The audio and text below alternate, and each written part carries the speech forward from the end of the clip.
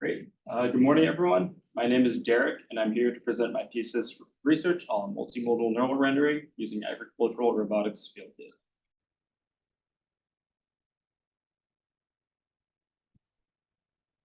I like to begin by motivating the research problem I analyze. Our research group in the Kumar Robotics Lab is interested in deploying robots to aid applications in agriculture and forestry. Mapping and measuring trees is important for measuring carbon sequestration potential, which refers to the process of capturing and storing atmospheric carbon dioxide. In recent years, there has been increasing pressure and government regulation to encourage companies to reduce carbon emissions. Specifically, in 2021, the EU passed a climate law which required all countries to reach climate neutrality by 2050. And they also mentioned there will be a large uptake of carbon farming to lower net emissions, and this will be an important part of the compliance ecosystem. Therefore, there is a recent major industry and government need for scalable technological systems to reliably measure carbon footprints at a large scale. And we even had an early stage stealth startup reach out to our research group a few months ago about this specific problem, about how we use robots and sensors to measure carbon footprints. So traditionally, field measurements have been taken manually with the tape measure you saw on the last slide, or with these terrestrial laser scanning systems, which are very powerful and provide very high quality scans, but they're mounted on tripods, they're very heavy, very expensive, and have limited mobility and efficiency, don't scale very well. So the question we are trying to answer here is, can robots aid with measuring actionable agricultural metrics at a large scale and with high precision? Overall, we are seeking to demonstrate that robotics can accelerate agricultural research, beginning with semantic segmentation and diameter estimation of trees and forests and trees. So in this thesis, it's basically split into three parts of proposed contributions. In the first part, I present our data set that we collect. So we use robotic platforms and their sensor suite to collect data for this data set. And I explain the processes we use to generate ground truth data for diameter estimate measurements and semantic labels. In part two, I demonstrate how to use this ground truth data to train semantic segmentation models, comparing and evaluating against our in-house diameter estimation methods. And I present metrics and results for those applications. And in part three, I deploy this data set on neural rendering for novel view synthesis of orchard trees. And I also compare using odometry from cameras through structure for motion versus LiDAR through LiDAR inertial odometry, and using images just from RGB cameras versus multimodal sources, RGB and infrared cameras, as inputs to this training plan. So first, I'll present how we collected and processed this raw data for this robotics data set. So this is kind of an overview of our data collection and processing pipeline. Our sensor suite consists of LiDAR, infrared, RGB, and other sensors. And this feeds, and we also combine our raw data with hand-measured diameter measurements. We call them diameter at breast height. This is the industry standard for measuring tree diameters, so DBH. And we also share manually annotated semantic labels for trees and ground points. And we feed this raw data and ground truth data into to train a semantic segmentation network, which is then used in our diameter estimation pipeline. So here's our sensor suite. So we collect data with our Falcon 4 UAV, which is equipped with LiDAR, RGBD camera, IMU, GPS, and an onboard Linux Intel NUC. We can also deploy our sensor suite onto a sensor tower over here, which is a modular and versatile platform that contains all sensors on the UAV and is additionally equipped with RTK GPS and an infrared thermal camera. And our custom sensor platform can be used to gather mobile LiDAR data by mounting it on top of a vehicle, small carts, or be carried on a backpack by a walking person.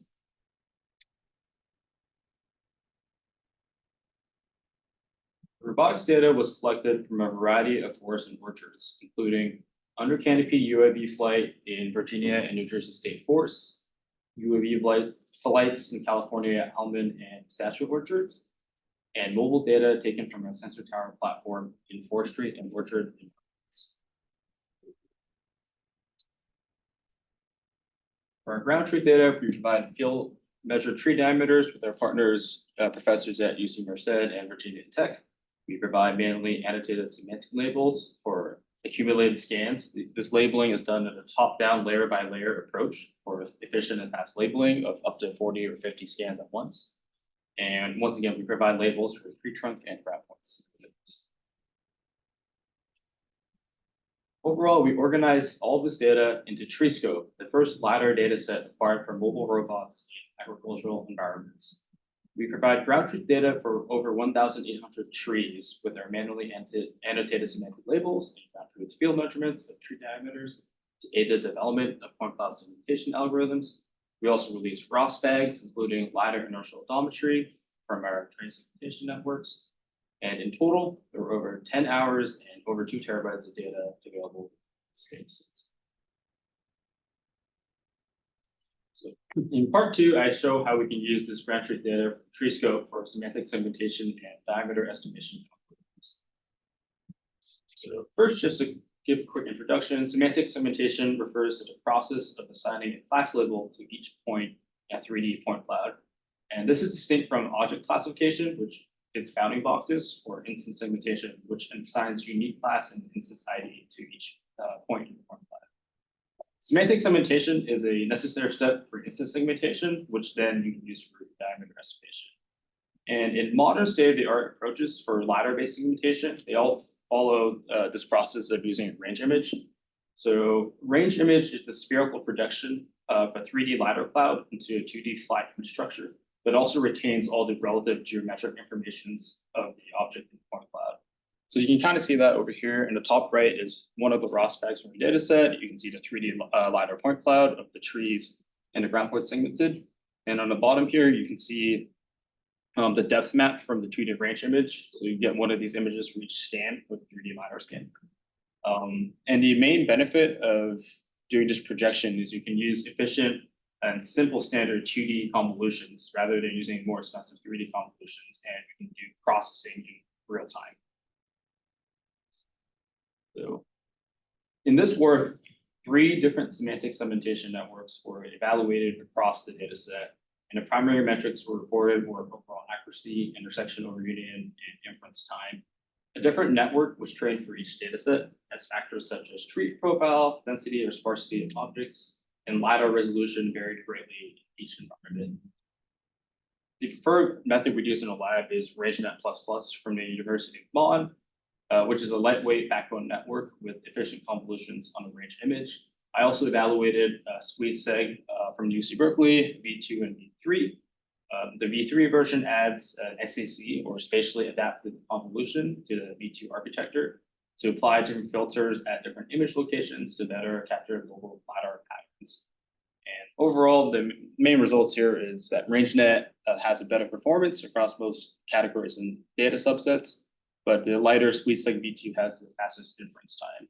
And overall, this is just a way of showing how the dataset can be used to evaluate existing and future segmentation networks.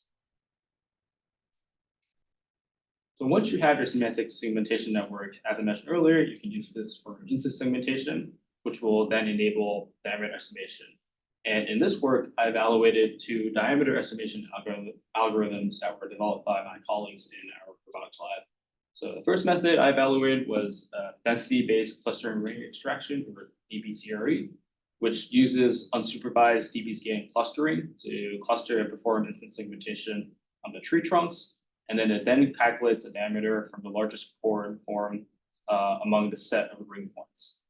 This is a fairly accurate method. However, it's primarily offline as the points must be clustered over time. This time window is anywhere from 1 minute to 5 minutes, depending on the environment.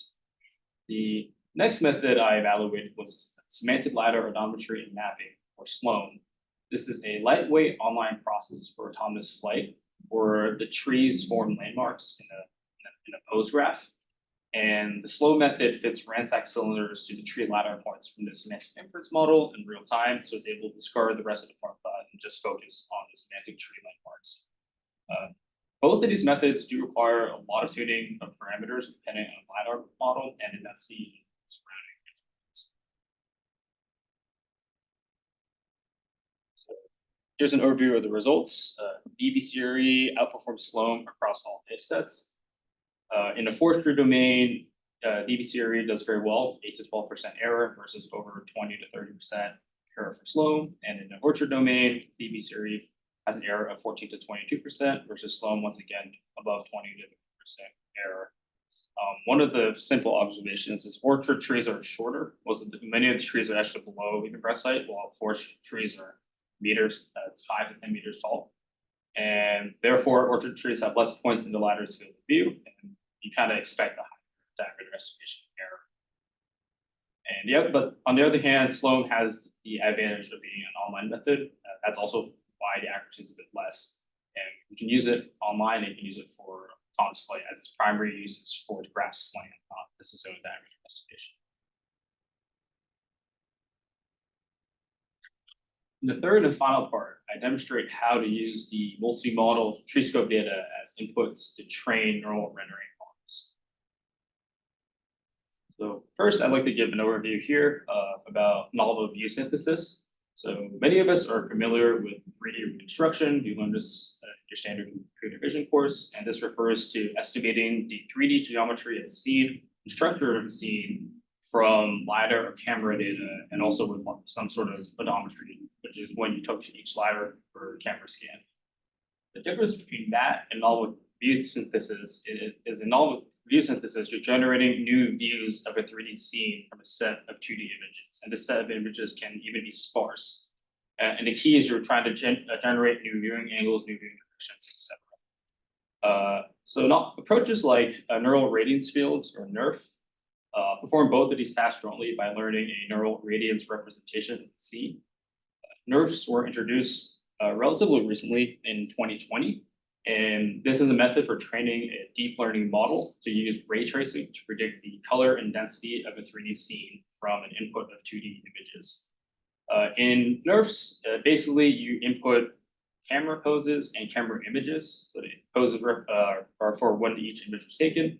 And that as input into the training network, the network then samples pixel location and viewing direction for each of these images along camera rays as input to an MLP that outputs color and density. So NERFs were quite revolutionary when released. The physics-based approach allows it to produce highly photorealistic results. However, the downside is NERFs are very notoriously slow. Currying along the continuous NLP is very expensive for training and rendering. When the first NERF paper came out, the order of magnitude was a couple of days to train and render. A lot of improvements in the last couple of years have reduced this to a few hours for unbounded scenes or even minutes for bounded scenes. But that's kind of the trade-off you get for high performance versus speed. Last year, very recently, 2023, Gaussian splitting was introduced. This is a rasterization-based approach, and it uses a sparse point cloud as a seed to create a set of 3D Gaussians. And the training procedure for this is actually just to optimize the Gaussian parameters, those parameters being 3D position, covariance, color, and transparency. So the main benefit of Gaussian splitting is it's much faster to train and to render. The differential rendering can actually be done in real time. So render time is effectively 0 or a couple of seconds at most. So with that kind of context, I want to introduce the neural rendering pipeline. This is how it's done in most of the literature. So you start with some sort of RGB data set, undistorted images, and most literature uses, most tools and open source tools that do this are built to parse the data from a package called CoolMap, which is an open source structure for motion library from 2016 that's easy to use and widely used in the research world. However, it's not very well maintained and it's not well optimized for a GPU. So for example, for NERF, you primarily use CoolMap to get your camera poses from structure for motion. This pre-processing step takes a long time, in my experience, up to 4 to 6 hours for a data set of 1,000 images. And that is a pre-processing step before you're able even to train or do any sort of rendering for NERF. On CoolMap, they also require a step. For Gaussian splitting, you also require a step as you need to get the sparse 3D reconstruction from your Gaussian splitting as input to do any training or rendering.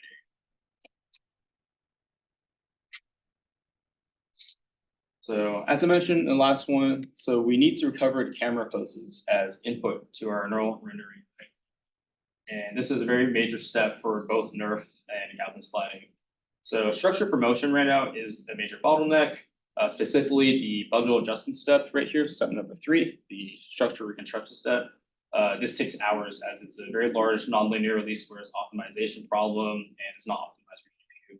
So something I was looking at is I want to leverage the fact that we actually have a LiDAR on our sensor tower suite as well as a camera. And can we use the LiDAR to provide LiDAR inertial odometry as an estimate for camera pose to reduce the pre-processing time? In addition to that, LiDAR inertial odometry has a number of benefits compared to structure promotion. It's better for aggressive motions. It's more robust to different visual conditions, for example, reflectivity, clouds, etc., and has much less long drift over long periods of time. And this can be done basically as we can estimate the camera to LiDAR transform. Basically, in the red is kind of the LiDAR coordinates, the red arrows, and in the green on the bottom right, that's the real sense camera I was using for most of the data set. And just based on some measurements, we can roughly estimate these extrinsics. So the other thing I was also very curious was, can we also leverage the fact we have an infrared camera on our sensor suite? And can this infrared camera help render occluded views? For example, in trees, you have large branches and leaves during the spring that will cover other details of the tree. And this is a big problem, whether I'm looking at the tree or a camera is looking at it, or even for ladders, they cannot penetrate these leaves. However, infrared cameras may be able to detect details by just looking at the temperature of the branches on the backside. So this was something I was quite interested in. And to do this, I made some assumptions as well. So the goal was ultimately to do pixel to pixel matching between my infrared camera and my RGB camera.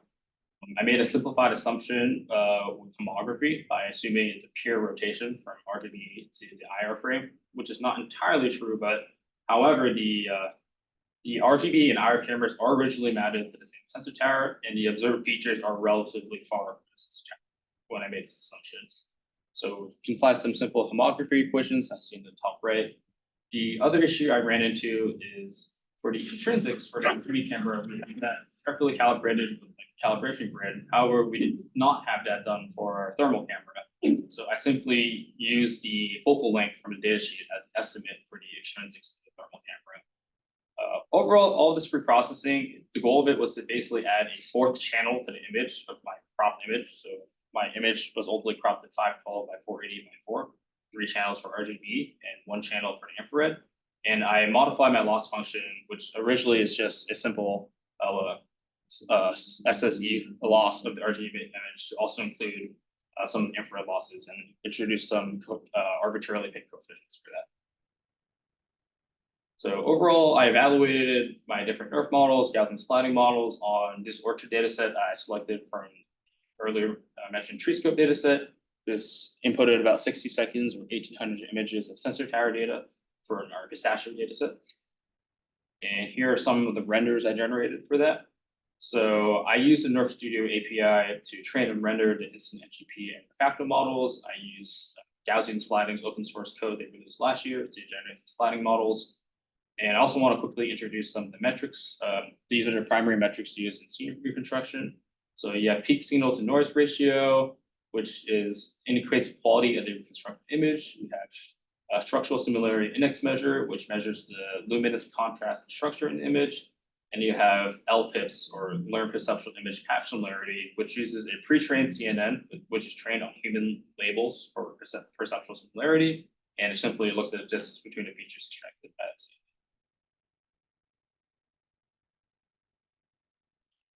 So here is a large summary slide. I will try to hammer through the key points. So I've trained a bunch of different models. So I trained the standard implementation of which uses structure promotion and CoolMap as the seeds for both Gaussian splatting and NERFs. I also trained using LiDAR inertial odometry to generate the camera poses instead of structure promotion. This doesn't really change the training pipeline, but it does significantly reduce the pre-processing time. I also trained Gaussian splatting versus NERFs just to compare rasterization-based method versus ray tracing methods. And I also trained with infrared supervision versus infrared supervision. And for the metrics here, the renders are done. The rendering times refer to renders of 30-second videos done at 30 frames per second. And go ahead. 5 minutes. Oh, sorry. And so those are kind of the details there. So yeah, the key takeaways is, as I mentioned, ladder inertial odometry accelerates the pre-processing step without degrading the quality of construction. It actually slightly improves it, but not as much as I may have hoped. But you do reduce this 4 to 6 hours that takes bundle adjustment to run each time, which is a very, very heavy step that's not conveniently not mentioned in all the other literature. One of the issues I noticed with my ladder inertial odometry is I did not fully time sync the data to the camera data. And this is something I'll discuss about in the future work, but steps like those will actually probably further improve the performance of the LIO. Which, as I also mentioned here, there is some performance increases, 5 to 7% by some of the different metrics, but not as much as I expected. Gaussian splatting, rasterization trains, and renders much faster than NERF's ray tracing approaches. In the order of 15 minutes for training, and less than 1 minute for rendering versus 30 to 60 minutes on the NERF side. For the Gaussian splatting, I visually noticed the texture details are not as great, but this seam render is a little smoother, which gives a better LPIP score. One of the other things I also noticed is the metrics for NERFs in a lot of NERF papers, they are evaluated on patches and they report the best patches of renders. What that means is for NERFs in an unbounded scene such as mine, objects that are further away are fairly poorly rendered, and that kind of immediately degrades some of these metrics. So if I had to focus the metrics on the nearer patches of which are within the camera frame, I'm likely to get better results. And this is what they do in a lot of the literature. On the other hand, Gaussian splatting, because it's probabilistic, is able to render objects that are further away and not make them look terrible. The last thing I noticed here is the IR supervised training does improve the NERF render output and also does not significantly impact the training render time. This is a really good finding and one I would like to explore a lot more if I have time. There's a couple of things to notice here. The weighted loss function can be tuned. I arbitrarily picked my weights being 0.9 and 0.1. And the other thing to notice is the infrared camera in this data set is partially actually blocked. It's mounted to a vehicle and has included field of view that had to crop out. And the intrinsics are also estimated. So ideally, I would run a full camera calibration, and that would help pixel to pixel match. So I discussed some of my results and some of the things I'd also want to work on in the future. So I can improve the pixel matching. There's some validation here that needs to be done that I ran out of time to do. Resolving the time sync between sensors I mentioned as well. So ideally, the best way I would do this is compare visual inertial odometry from the camera to ladder inertial odometry from my ladder, and from there I can figure out the delta between my two sensors and fix my time sync that way. And that would be probably the immediate next thing I would do if I had more time. And overall, all this work is ultimately going towards doing tree volume estimation from the rendered model. So with NERFs, you can extract the point clouds from renders, and the next steps from there would be to fit different cylinders onto the tree stem, onto the branches, and you can get a full volume estimation profile from your neural render scenes. So in summary, these are the main contributions of the dataset. Tree scope, the first part and second part, we ultimately were able to publish the ICRA 2024 as a dataset paper. It's the first robotics dataset for precision agriculture and forestry. And in the third part, I presented some of the work I did for multimodal neural rendering with the tree scope data. And then there's some works cited and images throughout the presentation I set here. Finally, a lot of acknowledgements. None of this work would have been possible without my collaborators at the Penny Grass Lab and our partners at UC Berkeley and Michigan Tech. I'd like to express my gratitude to Professor Vijay Kumar and Pratik Champari for the mentorship and guidance over the last 2 years. I'd like to express my sincere thanks to Fernando, who has spent countless hours mentoring me in the Kumar Robotics Lab. I'd like to thank Ankit and Shu from the Agricultural Robotics Group for working closely with me. I'd like to thank, who else is here? Seeming, Jojo, plenty of names and faces up here. And finally, I'd like to thank my family and close friends for their continued support and love throughout my journey.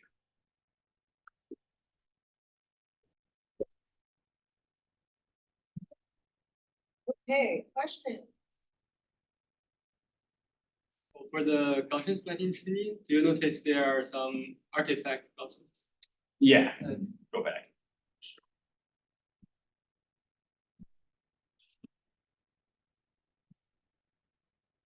You can see this, I mean, if I don't play the video, you can see immediately. So the right one is Yeah, the right, so it wasn't clearly labeled yet, it's NGP versus refractive versus sliding. So at the very beginning, you can see the shaded parts, especially the ground textures. And I think towards the end. So I cropped it up, but you can see things like this. I mean, again, these are all trade-offs in the end, and I think also one aspect I did mention is I spent most of my time trying to learn optimize on the nerf side. I mean, you've seen this as well. It's definitely harder to optimize a Gaussian splitting pipeline. So I have a question. So a lot of these things are, designed so that the rendered stuff looks photorealistic, right? But that doesn't imply that the geometry is correct, right? And so do you have a sense of how they can be? I mean, so your purpose is to measure the tree contours. Yes, yes. Right, the size, right? With Yeah, I think it's really dependent on your input training data as well. I noticed actually even within our data sets, I was experimenting doing renderings for different data sets, and I picked this one because this data set we actually go around the trees.